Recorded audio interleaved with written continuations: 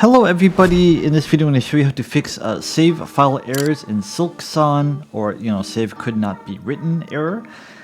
This is pretty easy to fix. This is the same if you bought it on Steam or Xbox.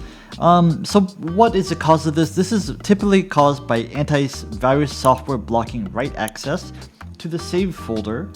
There's a couple solutions for this. The easiest way is just to turn off your antivirus software. If you're using Windows, you can go to Windows Security. You want to go to Virus and Threat Protection. You want to go to Virus and Threat Protection Settings, go to Manage Settings, and turn off Real-Time Protection. But if you're using Windows or if you're using other antivirus software as well, you need to make an exception to the antivirus, which would be the easiest way to do it. How do you do that? Open File Explorer.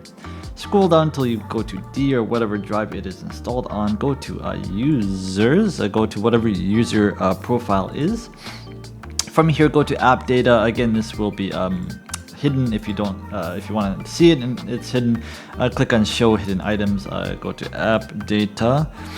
From here, go to Local Low, Team Cherry, Hollow Knight Silksong, and this is a folder you want to add to the exception for your antivirus.